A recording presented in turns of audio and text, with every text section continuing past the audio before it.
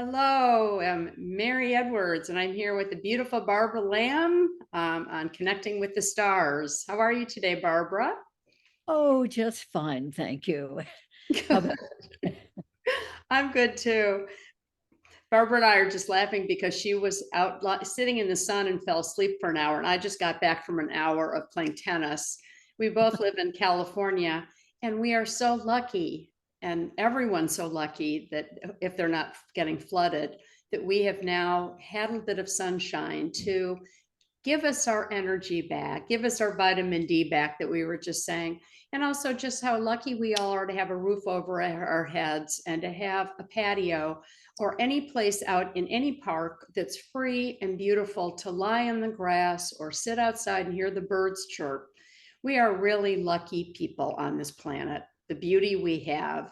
And I'm so grateful for you, Barbara, too. I just love you and I love our talks, and I'm just really happy to be here today with you.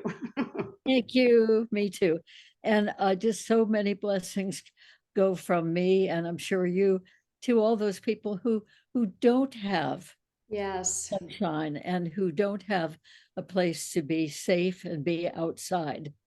All those right. millions of people in the world, and my heart just goes out to them. Too. And we have so many homeless as we know here in San Francisco, and you have in Southern California. I see there, I saw a couple of them today, and I worked with homelessness for about 35 years and then just sort of stopped. I know a lot of people have a lot more influence and money that I obviously didn't have the money. I was just giving ideas. But we are so grateful for everything that we have, our families, our beautiful earth, our friends that we have. I'm grateful. I just pulled out the book for 2 seconds when I just came in from tennis, and I went, I'm so glad we met and did our sweet book together. I Just am too. because today we're talking on connecting with spirits. And then I thought, we connect with spirits, and it's a time of gratitude that we connect with our friends and our tribe and each other. So I just wanted to give that shout out to you too, that appreciates how hard you work, how much you give, how much you've given to me in my life in the last few years. And I'm just, my cup runneth over. Really, Barbara, you're really amazing. And it's been a great inspiration and a dear friend to me, and have really influenced my life. And we had a blast doing the book. And I still feel the ripple effect. We both do from people that we Yes. hear. So thank you. Well, thank you, Mary, and for all of your wonderful activity and initiative and support. And I'm just so pleased that we came together. I think that that was actually a very guided thing that we came together. You found me, so I give you thanks for that, and followed up on it. And so much has come out of that, including our talking again today. Yeah. Right. So yeah, and this sort of leads me into that subject of communicating with spirits, because I think I would never be able to prove this probably, but I think that you were guided by spirits, by higher consciousnesses, whether that was your own soul or, from somewhere else. But I really felt that it was a guided thing that you found me, and I guess we met me at one of the big Conscious expos. Life Expo right around 3 years ago, right now, or whatever it Right. was. I no, And I totally, I was guided. I got my first guidance a long time ago. We're going to talk about that a bit today, but I know I was guided to you. I was there. I was talking to different people. I was listening to you and your residents.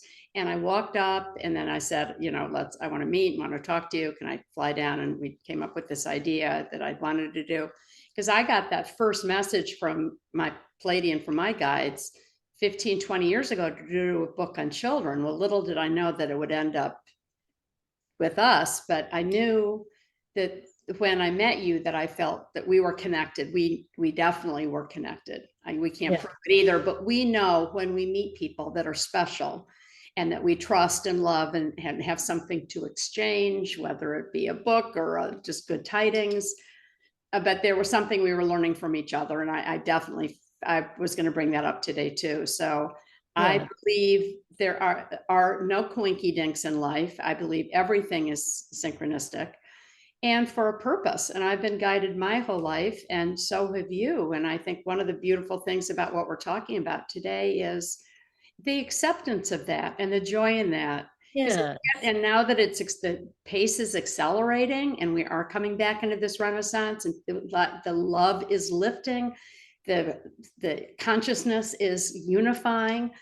Yes, yes, there's a lot of division still, but we are in a new stage that we all feel, and it's moving faster than the speed of light right now.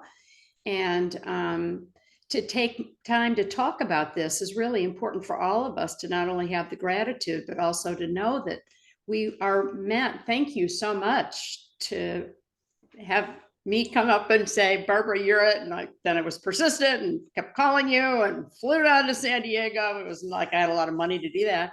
And we connected, and I always wanted to do this children's book, and there you were, ready and willing. And I think we, created together this really sweet communication for kids and parents, and now for us even to continue it forward of positive reaction in relationships, and learning from the book to each other is just so important. And we get them from our guides, we get it from the few handful of people in the bigger tribe that we're in now in the community. But I feel like I've been guided for my whole life, and I know you have. So Yeah. anyway, I hear you, and I believe that whole 1,000% as well, that it was like a homing pigeon. I came to you. It was like I zoomed in. What do you call those? Right. And I felt that and was complimented by it. And, and what we have come up with in terms of the children's book, E.T. Friends in Space, I think is just really a delicious outcome of our knowing each other. Very important to be acquainting more and more people in the world about the phenomenon of the extraterrestrials coming and contacting people and taking them away for various purposes, actually building kind of a universal community if we are open to it.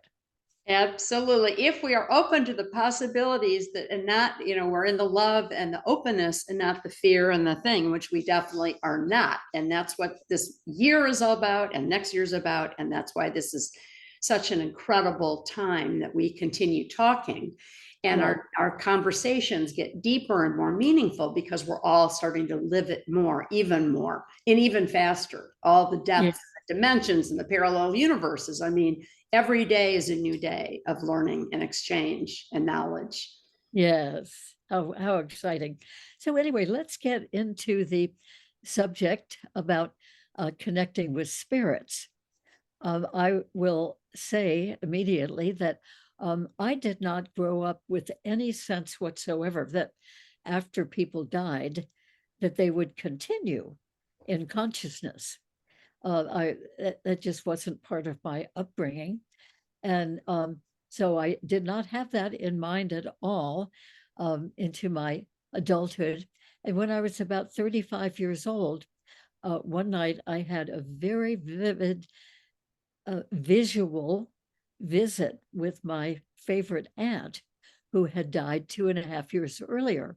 She was just sitting there in my living room as I was reading a magazine late evening by myself in that room. And anyway, she stayed for about 5 minutes and I kept looking at her.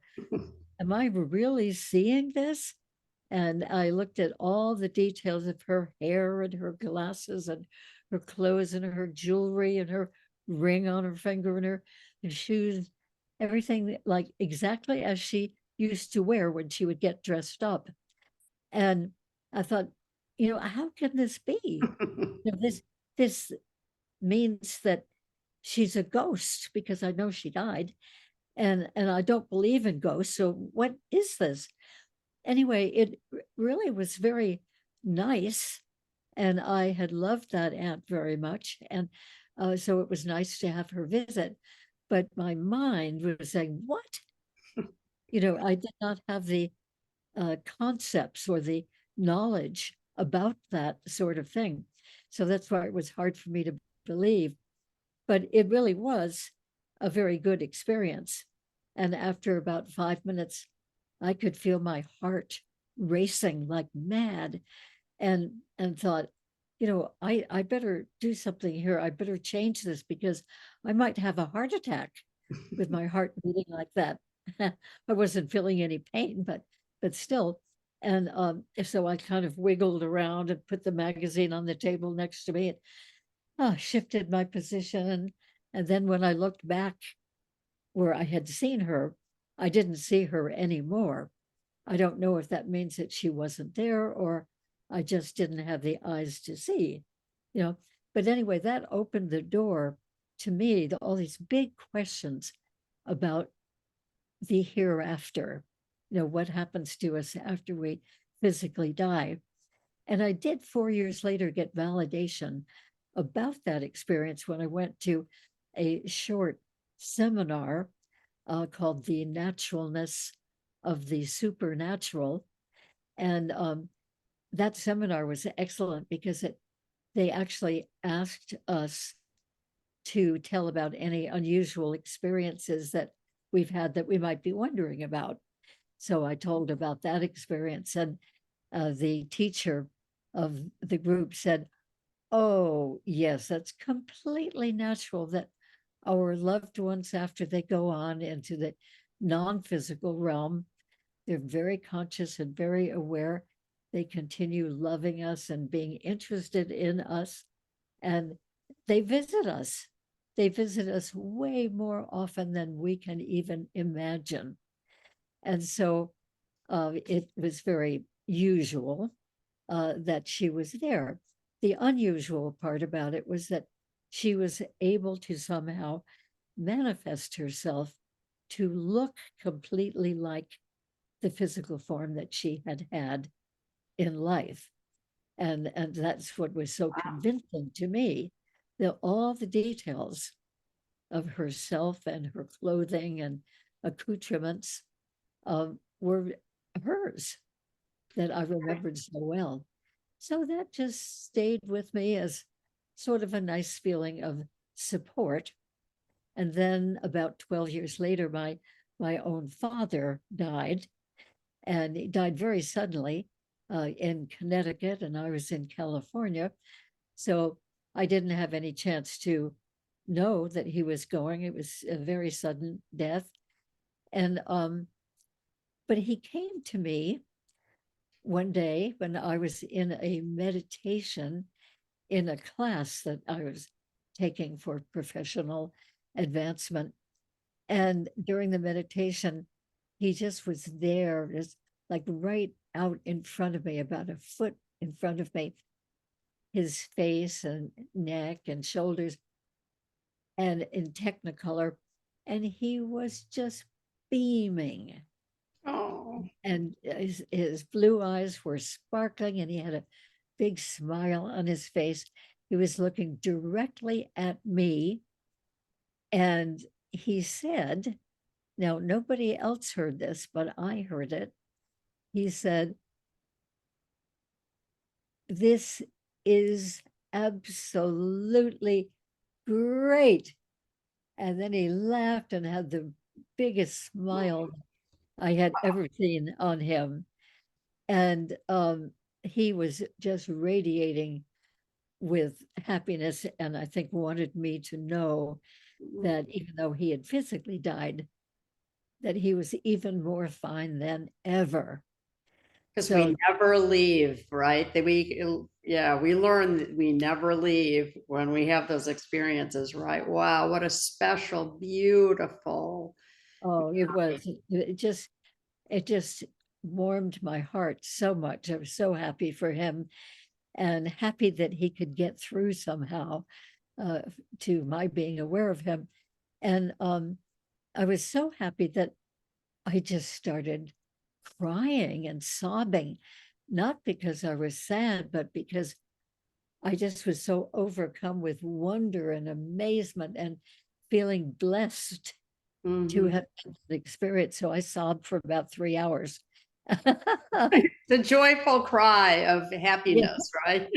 yes, The absolutely. emotion of, wow, what was this? It does go beyond. There's so much more. I mean, these wake up calls that we've had over our lifetimes like that is so that's all that matters to us is we are validated in those experiences. We know those. Yeah.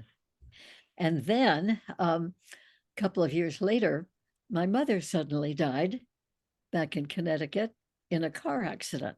So, of course, I didn't know that that was going to happen. And it was a big shock that suddenly she was gone. And I felt very unfinished in the sense that I had never had those last words with her, wonderful affirmations of what she had been to me in my life and the wonderful person she was.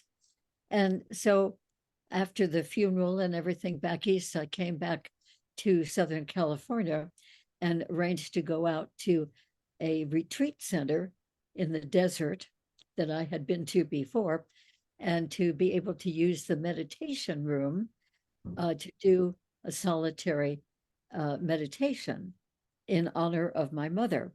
Now, I had been taught in a class a couple of years before that. I had been taught that if you want to communicate with somebody who's in the spirit domain, you can do that if you really want to. And that particular teacher suggested that you set a time, a date, a time, and a place that you're going to be making your efforts to communicate with that deceased loved one. And you mention it 2 or 3 times and you commit to your being there. So that's what I did by going to that retreat center in the desert. And so I was sitting there on the floor of the meditation room, leaning against the wall. And this is what I did. And I think that this could be helpful for anybody listening to this if they want to communicate with one of their deceased loved ones. They might use this method because it definitely worked with me when I did that. So I just sat there and with my eyes closed and relaxed a little bit, did some deep breathing. And then I pictured my mother in as many views that came to mind that I could picture in of all different ages and times and situations, and pictured like her face too, in particular. And I was, while doing that, I was calling to her silently in my mind and mentioning her full name and then her maiden name, her married name, her nickname, and anything that she had been called that I was aware of, and my name for her, mommy when I was a little kid, and then mom, and then repeating her full name, and please come and be with me. I really want to talk to you.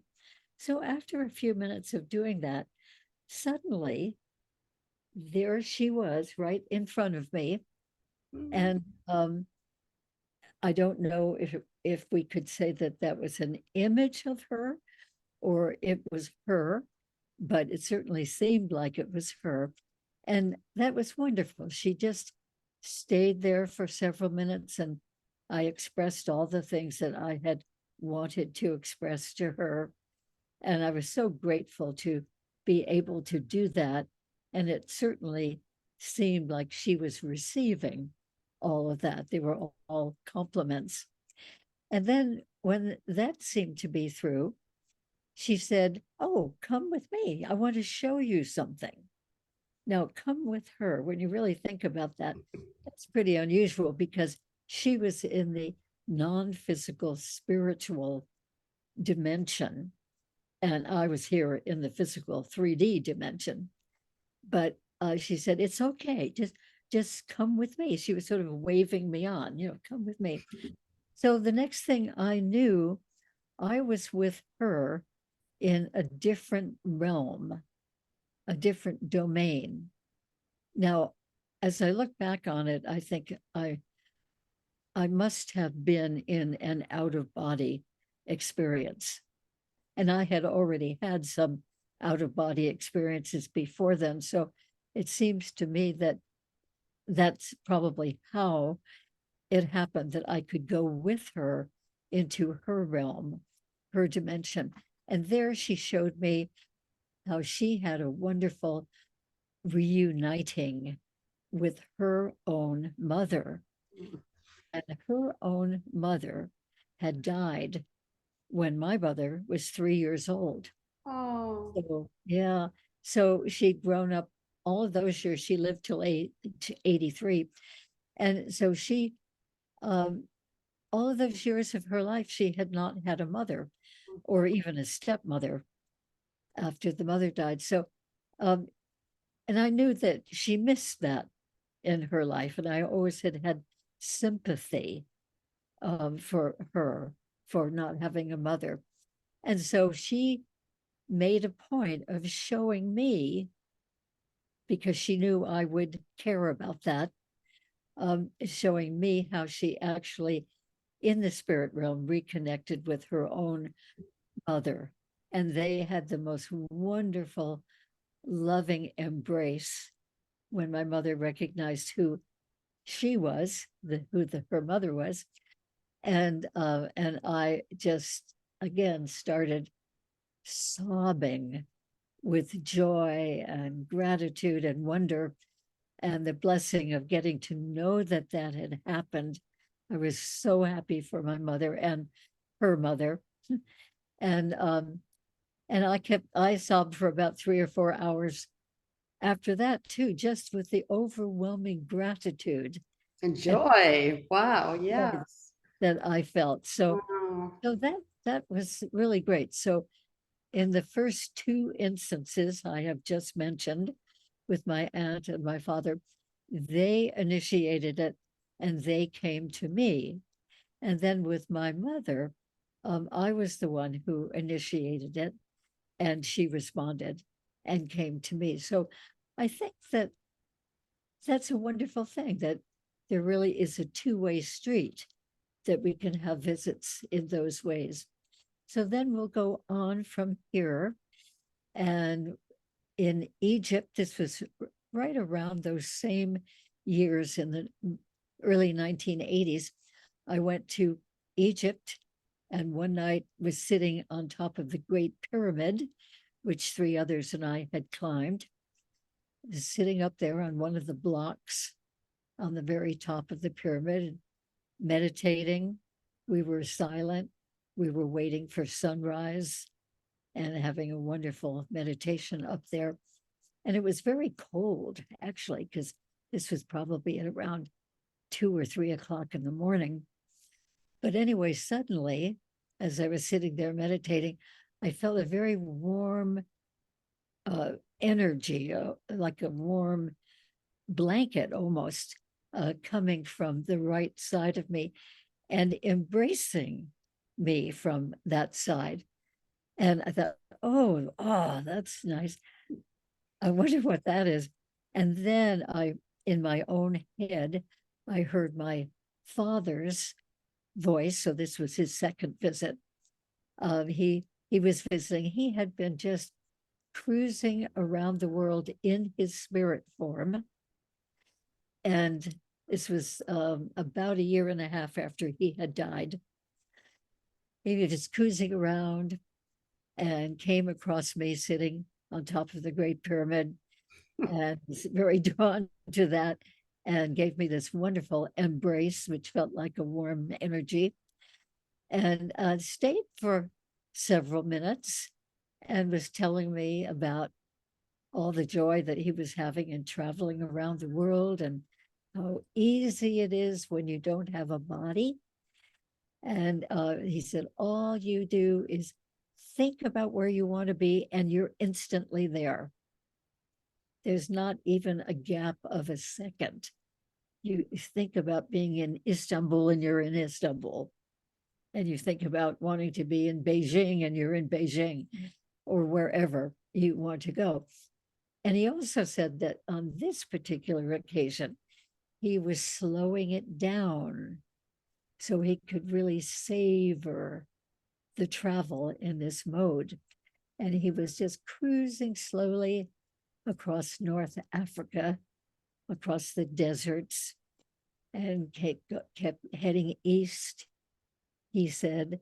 And then he saw these big lumps there in the desert and got closer and realized that, oh, this must be the Great Pyramids. And he came even closer and he saw some lumps sitting on top of the third pyramid that he got to. That was the Great Pyramid. And got even closer and realized, yeah, these are people.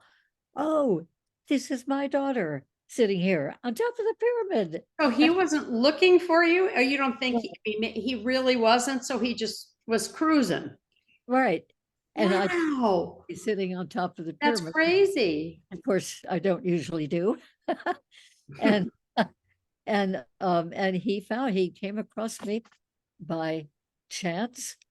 And then so he was there for a few minutes just giving me information about what his existence is like for him, particularly the travel part of it. So that was very enlightening. And ever since then, I have actually looked forward to that after I leave this physical plane, that I will hopefully remember that and be able to do that kind of travel also. I've done a lot of travel around the world in this physical body, but I think it would be really wonderful to be able to do it the way that he's doing it, so much easier. Right. Well, you will and we will. That's what happens up there, right? I mean, that's the beauty of the next stage. Right, right. So then after that, a couple of years later, my brother died. He was my only sibling. And that was a long distance situation also. He was back in New York and I was in Southern California. So I had not had any chance to sort of, say the last things that I would like to say to him. But anyway, it was probably about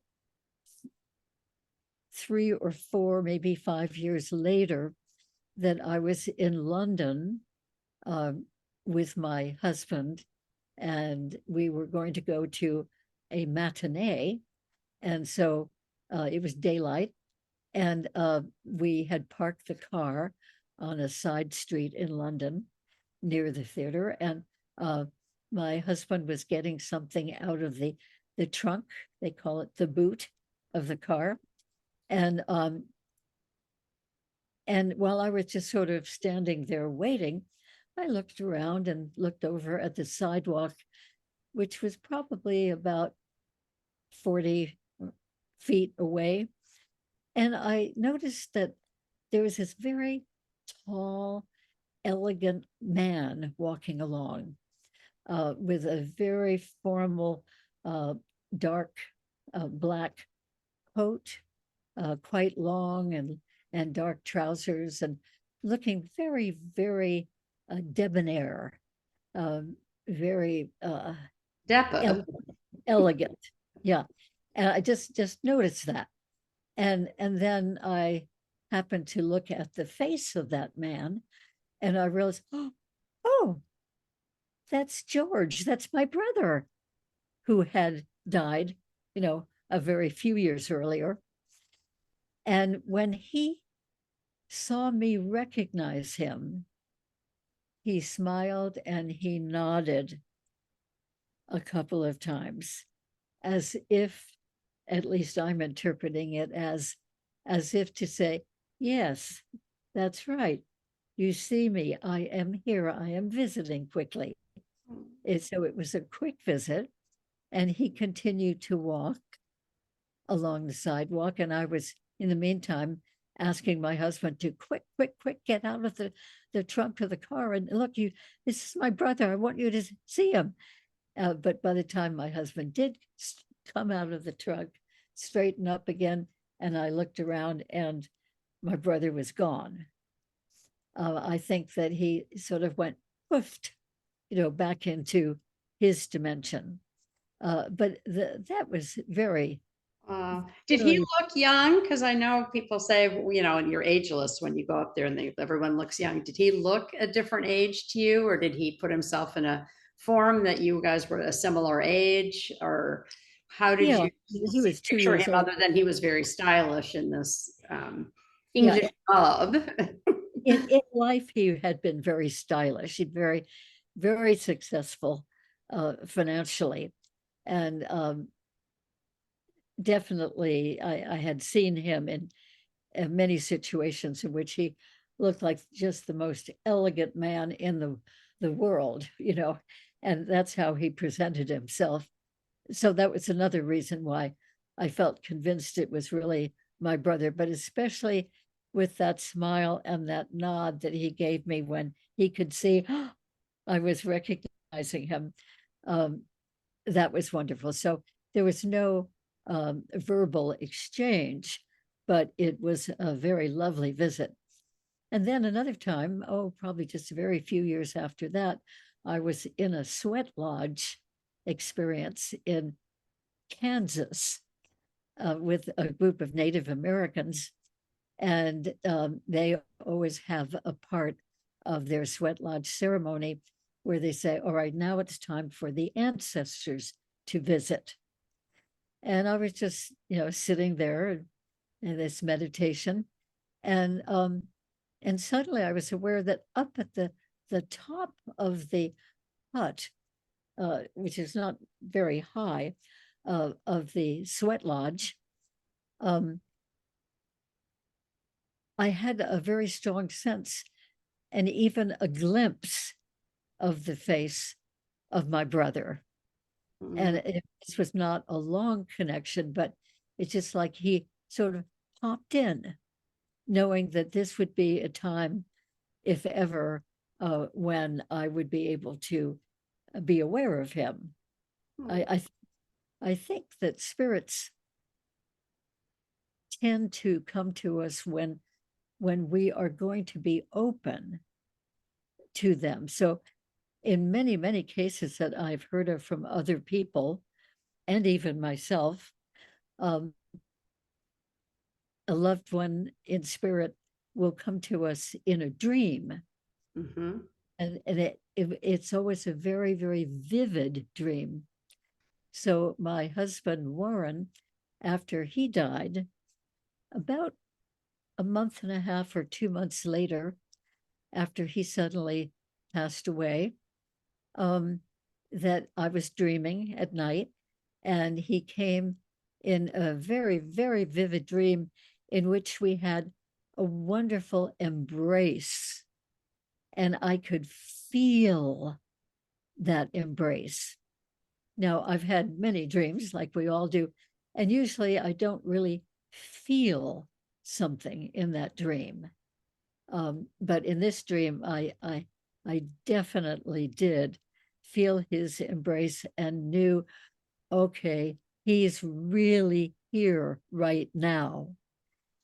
And then the embrace was over, and we sort of let go of each other. And then I saw uh, an expression on his face that really meant a lot to me to see, because before he died, a couple of months before he died, we had a talk about this sort of thing.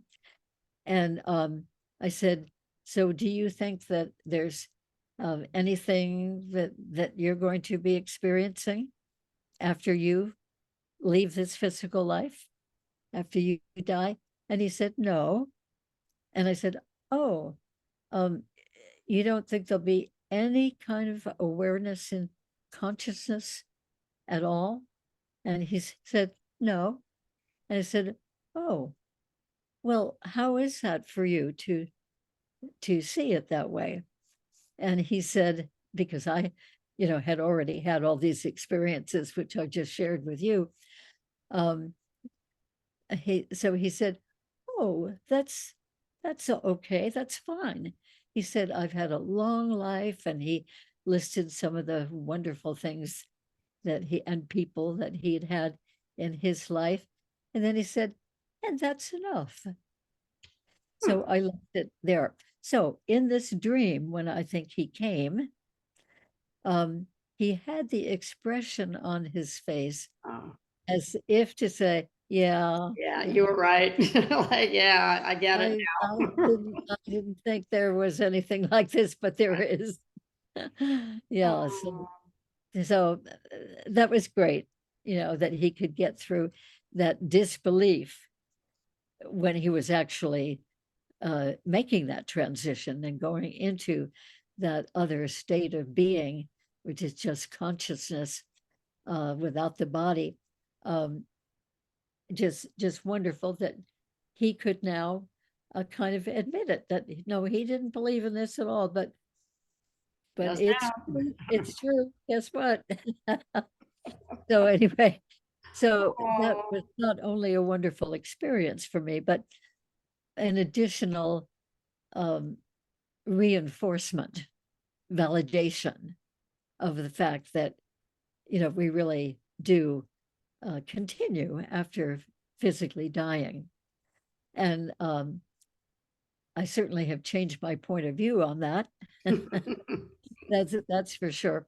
So I think that many people I have talked to have had visitations, and very often they come in dreams. Sometimes they'll come when the person is just quiet, maybe sitting out in the sun, or just in reverie of some type, or meditation, or maybe just even going around their life, just doing ordinary everyday things that don't take too much thought. In other words, I don't think they tend to get through and visit us with our knowing it when we're very focused and concentrating on something. Our mind just doesn't seem to have that kind of openness. But when we're not all focused on something, concentrating, whether we're asleep or awake, those seem to be the times when that can happen. So, Mary, do you have any kinds of experiences like this that yeah, well, I you could share? do. I'll share a couple of them, and then I want you to share one more that you've told me about before that would also happened in Egypt. But I'll just mention a couple. But what's been interesting, yes, I went on a craft with Dad, my father, at age 5, as I've told you, and then that was the only time I was with him. And then I went back at 6 and 10, and I've been going up until last week. And I've had many talks with him recently since he passed a while ago. But my first experience too was mine came in different waves of things. When I was when I moved to Boulder, I used to see a lot of spirit animals, which I won't go into a lot of detail. A lot of fox, a lot of eagles, and I've always seen a lot of rainbows. That I know, whether I was in Ireland, we were on a family ancestry thing like 30 years ago. Different trips I've had, I've always seen feathers, some basic kinds of things like that.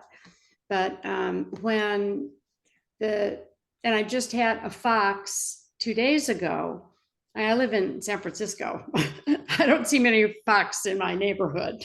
There's all big houses around me. I'm in a little condo, but when I was driving a couple of days ago, 2 days ago, I had a fox run right in front of my car. I was just driving to a checkup doctor's appointment a few blocks away. And he stopped, right, looked me in the, I was in my car driving very slowly, looked me in the face and seemed to smile, looked the other way and kept going. And it was like, hey, and that's what that's been happening really since I was little. Because I've always been very connected to nature. I used to hang out with squirrels. My grandmother used to talk to squirrels and have squirrels jump on her. We talked to raccoons. But anyway, I've always been very connected to animals and nature. So I think I got a little bit of that. And I grew up in Lake Michigan, like was in my backyard, and we had deer and we had a big house and a big, pretty big property. So I was always connected to the water, and I always thought that that brought more energy to me anyway. But when we had a couple of African American, we called them in the olden days in the 50s, black maids that lived with us, and I was particularly close to Sophie, and she'd always say, "Man, you're not like the other ones. Your sisters, you are always out there painting rocks and talking about, I told her about the UFO things a long time ago because nobody would talk to me about them." And she just got me. We were like soul sisters. Anyway, when she passed, I was home from boarding school, maybe at age 15, and I had gotten really a bad cold. It was like finals during the spring. I guess it was spring. And I came home. I gave her a really bad cold, and I didn't know I had pneumonia, but I had pneumonia, and I gave her pneumonia in that 10 days or 2 weeks that I was there. And then she passed, like she was quite large and loved her cornbread, loved her, loved her, grits and everything. But we were like best friends. My parents traveled a lot. She was like one of my best friends. She used to take me downtown and take me to eat grits and meet her family members. She'd sneak me down there when my parents were out of town because I just wanted to see where she lived, and she was like my friend. But anyway, so when she passed, and I felt really guilty, I still sort of do. I went up to her room that night. She had a funeral downtown in Chicago with her family. And then I went upstairs that night and was just sitting in her room on the third floor. She had her own bedroom. It was about the size of this room. And she was sitting in there waiting for me. And she was a spirit like a ghost. And I said, "Sophie," she said, "Sit down, Mary." And we were together for, several minutes, about 5 minutes or however, when I was, I think, 14 or 15. And she said, "It's okay. It's going to be okay. You're just different. And you understand more than you think you do. So always be open to all these." I mean, she was looking at me. She had a night going on that she always had at night when I'd go up and play Parcheesi and Monopoly with her, and she'd bring the cornbread that she hid under the bed upstairs. And she was like, and I'd say, "Can I bring some like M&Ms up?" And she'd say, "Yeah, nobody will notice." So anyway, she was like my like ET friend. So there she was, and she said, "Trust yourself. Always know you're okay. I know you're really different and you have a lot of gifts.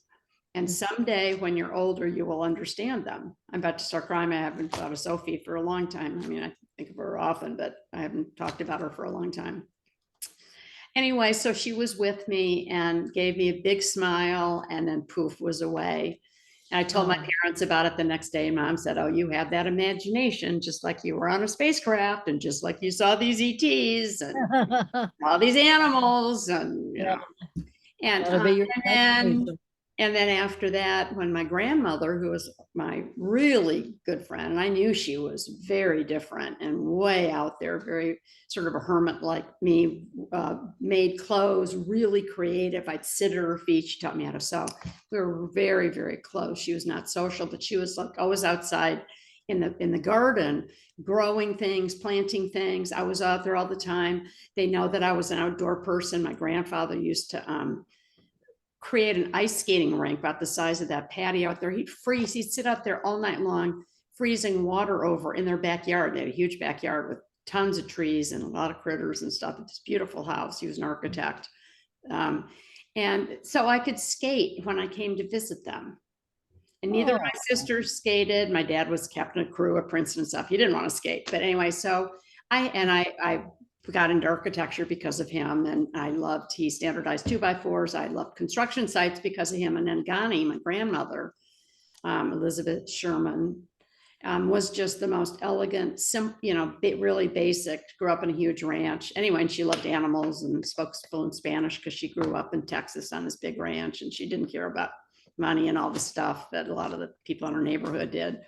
Anyway, so when she passed, I was in my grandfather had passed, and she was in a condo that sort of felt like this. It was bigger and fancier. It was in a penthouse, but right below was 10 floors, and Lake Michigan was right down the street from where I grew up.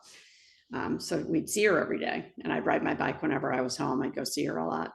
Anyway, so she was on her deathbed, and I was home from boarding school once again. And I was hanging out with her anyway. I said, Gani, and mom and her maid, Luella, were in the other room. And I said, Mom, come in here. I think Gani's going to go, because she was deep breathing heavily and she was trying to get some words out to me at the end. And it was literally a big window like this behind me here. And she said, they don't understand you or me or us. We are from other places. We are Uh-huh. here. Focus and do what you do. You are on the right path with your art and your design. She said, you can be a, we design jewelry together. We design clothes together. She loved fabric. She made all my clothes. We did Ricky Racky. We go like, she was not social. She never went out. My grandfather worked all the time and was all over the world working, and she was just home. But she said, don't forget that you are a spiritual person and that you have a lot to do here. But don't listen to any of the judgments from other people, because we're different and people don't know what it's like to be so different. But we are workers. We're here to help others and to be, and she worked on hospitals. She'd go feed the home. I mean, she was just doing all those things. This is in like the 50s, late 50s. People weren't really doing that back then. I mean, my family did, but she really did. And so anyway, she passed a few minutes later after she said that the most beautiful thing she had ever shared with me, never shared any of the spiritual things with me, that I was different like she was. And I thought, and I said, did you go do these other things like I did when I was little? And then she closed her eyes, took her last breath. And I said, Mom, hurry, come on in. And she said, we're finishing our wine. We'll be in a couple of minutes. I was like, so I was there with Gani alone, thankfully. I mean, but I wanted to share this with my mom, but she didn't think it was really going to happen, I guess, then. And 2 seconds later, I saw a wingspan of the hugest angel I've ever seen in my whole life, that was 15 or 20 feet. And her kind of was like, I mean, it really is sort of like this. When I bought this 15 years ago, I went, this is like when I saw Gani pass. This just reminded me of her. Anyway, and so there was this huge angel there, and there was like nothing 10 floors down but Lake Michigan, right? So I mean, I wasn't crazy. She had a little patio out there, and that she was hovering. It was just this beautiful, twinkling, incredible angel, and I had never seen an angel. So I saw Sophie, and sort of like you, then a couple of years later, I saw Gani as she passed. And then I've had many more of those glimpses now that I've been talking to my dad, who passed about 10 years ago. But when I lived in New Zealand, I've done a lot of time traveling off planet, as I've talked to you about before. I'm starting to get more glimpses now, but because of some of the programs. And as I mentioned to you, I was in programs and I had electric shock treatment, and most of my memory for my whole life has been washed from early on, and I'm trying to get it all back right now and collect it from some of the things that really shocked me from that. And also, I'm new in this awakening, but this has been going on really my whole life. But I had an Andromedan come and visit me here, knocked on the door about a month ago. He wanted to look at the interiors, because I've been doing interiors of subplanetary habitats off planets that they've been grooming me for since I was 10 years old. And I was off last week and doing things. So I don't have all memories of that yet, which I would like to. But 3 different friends, and I'm not going to mention their names, people you know, and I know, or a couple of them at least have seen me over the last several months teaching kids art, like this picture in a hologram in the Pleiades. And they were doing readings with other people. And they said, Mary, you popped in. And I just talked to both of them that week on different things. And I said, what do you mean I popped into a reading? I'm sorry. One lives on the East Coast, one lives on the West Coast. I said, I'm sorry. I know I've got to be a big personality, but I don't want to bump into your readings. And they both said the same thing within about 48 hours, because I was asking them about this. And they said, you were like a blue Arcturian, because I've got a lot of Pleiadian and Arcturian in me. And they said, you were in a long white gown, and you were in the middle of you were teaching, you had a book in your hand, And they saw me in a hologram that was about 12 to 14, 16 feet around. And I was floating around with a whole bunch of children, just like what I drew for her book. Showed both of them and I said, it was like this. And they said exactly that. There were a handful of kids, 4 different locations in 4 different places in the Pleiades. And then 2 weeks ago, I was on a craft also teaching people. That one of those same people said that I bumped into another one of their readings, and I was up reading Rumi, who I've always loved for my whole life, the poet. Yes. And so both of them said it a little bit differently, but they saw me teaching. And then I talked to another friend, and he said, I've been teaching 47 times in the last 3 years, probably right about when we've done our book, to wow. not only on craft, but off planet and the Pleiades, because I'm like 50% Pleiadian. I mean, who knows? People don't care about this stuff, but I've always been spoken to them because they come and visit me. And they said 15 or 20 years ago, do a children's book. And then I said, well, I don't have a book to do. I don't know anything. I mean, I could draw, I've been a designer. I worked at firms my whole life. I got a BFA and then an interior design degree. And I worked on the Star Trek logo, and I've worked on thousands of interiors, all over the planet, and done a lot of big houses, small houses, in China and India and Africa. And I mean, I've worked all over the place, but I didn't know. And I'm a teacher. I teach art. I've taught art 6 to 12-year-olds. I taught at the Academy of Art College here. But anyway, both of them described exactly like, but more like this blue. And that's me. I drew me on the cover of the book, and there were grays with us. And so it's like history, it's past, present, and future all at the same time, correct? So anyway, they told me that I have been teaching children off planet for forever. They've been grooming me for that. And because of my ancestry in space and my grandfather being an architect, and I went to architecture school, and my art and my love of, and now I've been doing these habitats to incorporate color and art and design and aesthetics and science and stuff. So yeah, I've been getting a lot more visits that I'm starting to hear and feel and see. Sometimes I just smell things. Sometimes I just wake up in the middle of the night. I woke up last night, I was all upside down.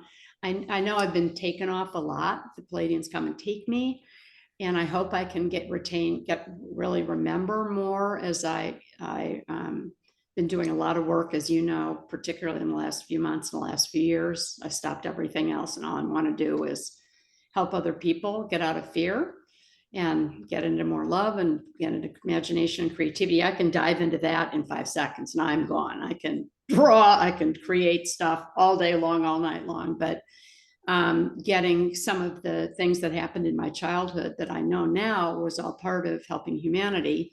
I'm grateful for that. I've let go of all those fears. I don't have any judgment on that at all anymore, because I know I'm going to help other people learn about that too. Some of the really creepy stuff that I went through. I mean, electroshock treatment, thank you very much, and some sexual things but that's all I need to say. But I'm grateful for all of it, because they keep saying, it's okay. We didn't mean to do some of those things that were done before. We don't do them now. And we're learning about how to treat people better. When you were on the craft in the early 50s, it was done differently, and we didn't mean to hurt you or scare you. So we know that everything keeps evolving. Things are being done from all the hybridization from my 150 hybrid kids that I have. I mean, I went through a lot of different things. I have a lot of children everywhere. And I'm just starting to learn about ones from the past that I have now too. So it's starting to everything, because I'm letting go of everything and surrendering to want to learn so I can help myself and understand more, and other people who have had these feelings and understand and trust it. So anyway, I've been getting a lot more visitations. I've gotten a lot more uploads. I've never felt so happy. I've told you this a couple of times. I'm just really at peace now, because I know I'm so loved and so supported by all my beautiful galactic family that are here right now with me. I know they're here. I can feel them here. And I'm just so grateful I had the courage and spent like all my money for like the next 5 years learning from other people how to open myself up, because we contain trauma in our body and our cells, as we all know. And I've just been trying to get my voice and Metatron, other people have been saying you are a voice of the people. I've just heard from several different people. They said you are the voice of the people. The ETs love working with me off planet because I don't judge. I want to solve the problem and make it look and feel good, which is what I've done, for 50 years of my life, doing wellness interiors on hospitals and space station and stuff. So it all makes total sense now. It always made sense. I've always been focused and disciplined like you, but now I'm understanding so much more, and I wanted to get down to the real nitty gritty, which is the planet is asking us to do. The ETs are saying, we can't do it all for you. You guys got to heal yourselves, lift us all up together. And just in the final part of this, and this session today, this talking today, I just want to say I'm just so grateful for everyone listening. I'm so grateful for you, Barbara. I've never felt so hopeful. I mean, this year is just coming in with a whammo. We are all lifting each other up so beautifully right now. There's so much love. There's so much acceptance and self-love. I mean, I'm accepting myself more. I thought there was always something so wrong with me, because people didn't tell me about any of this stuff my whole life because of my family situation with the government, work with the government and everything. They couldn't talk to me. And now that I've talked to Dad, and he said, you were just like me. I went on craft with you at 5, and I've been going, and I love being up here. I'm traveling around. I'm still helping ETs. I'm still helping, rocket scientists down here. I still see Einstein. He said, I see all my friends that I worked with all those years. And I wouldn't trade it. It was a blast. I had so much fun doing rocket scientist for my whole life, and loved my grandfather and my father, and I have 12 hybrid children. He said, yeah, I'm sorry I pulled in. We've been all doing this together, and you were the one that got the wiring and all the wiring and the drive and the openness and the creativity and the desire to really help humanity. And he said, obviously my sisters are wonderful and do things, but mom wasn't interested. She couldn't say anything to me, as I've said before here a few times to people on this show. And I am so overjoyed with, all of us here, we have to dig in if we really want to know who we are. And I really know, and I'm really glad as I turned 72 in a couple of months, I thought, all those people had told me I'd wake up at 70. I was like, yikes, that's too old. But whatever age we are, it doesn't matter. Wake up. We all have to help each other wake up. I'm waking up. I don't know anything, but I'm learning everything, because everything new is changing and all the history has changed. We are at this huge moment, as we know in time, this renaissance, this real age of Aquarius.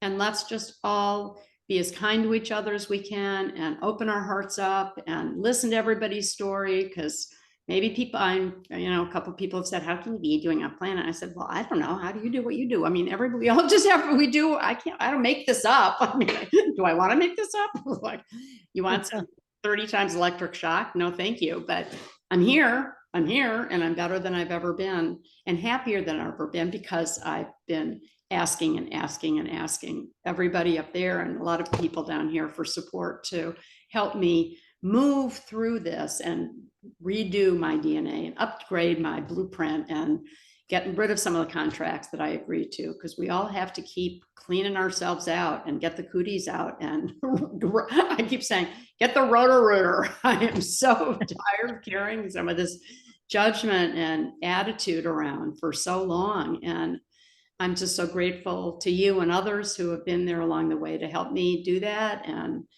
and see me and how we see everybody, because everyone has a story. Everybody's story is just as important and valid and real as the next person's. So anyway, I just want to end with a big hug and love of gratitude to everyone here. And let's just keep helping each other more and more and spreading our love and joy and free nature. It's right there for the picking. We can just from the crop circles in your background in my backyard. There's so much wonder and joy, and that you've touched on so much of it today. I just love your stories, Barbara. I want you to come back and do more. But the one with your friend that when you met also when you were in Egypt, you've got more stories. A lot more stories to tell. So this will be first of several that I want you back with. So Okay. anyway, thank you. And what are you have any parting thoughts for today you'd like to share before we sign off? Well, those of us who have lost people we love, and that's probably all of us, um, it's not all over. You will be reunited with those people when Mhm. you are where they are in that state of being. And also there may be some connections happening here and there, particularly if you allow yourself to be open Yeah. to that. Just clear that space in your mind. We're so often really focused on one thing or another and involved in, and that sort of closes off the opportunity for those communications. But to allow yourself to be in a more relaxed state, whether it's just reading in a very relaxed way, or meditating, or walking, or sitting in the sun, or sitting by a warm fireplace, if that's where you are, um, or asleep dreaming, just in that openness, these wonderful connections can happen. And as I found out for myself, you can actually invite a contact Yeah. and have it, but you have to really mean it. You have to give that uh, forewarning a few days ahead of when you're going to be in a situation where you can have this visit, and keep calling the name of the person. It's like sending out an invitation to spirit, and you can keep sending it too in the days between when you begin to send it and when you're going to have this time of being able to receive it and have the experience. Just keep sending out that thought again. Remember, Mom, on Thursday at 1 o'clock in the meditation center, you know, or wherever your place is. So that can bring about wonderful experiences. And I wish you well with that. Oh, that's beautiful. Wonderful thing. Well, we're going to come and do part 2 and 3 and 4. I think there's as because we ask and ye shall receive. I learned that I was so afraid, I think, for so long to ask for things because I was afraid of what the truth would be. I think a lot of us are. And I'm just so grateful that I keep asking, and you keep asking, and I keep asking, and we will invite others to keep asking too, like what you just did. That's a beautiful recipe for Mm, learning more. And there's a whole wealth of world, universes, multiverses up there. We yeah. have so much more to learn. It's fun. It's interesting. So why Yes. stop now? And that's what so many people just say, I'm not scared anymore of passing. I'm all organized. If I go tomorrow, my bags are packed. I am ready. I've had a great life. I've talked to my kids a lot about this. They're in their 30s. And, whenever we go, it's our time. So, but while we're here, we can maybe hopefully inspire or at least share our stories with other people to get the Yeah. blinders off and open up a little bit more to the real beauty that's within us all and out in the world beyond. So Right. anyway, lots of love to you and everyone. Thanks for being here today. Yeah. Love you, Barbara. Love you, Mary. Bye. Bye.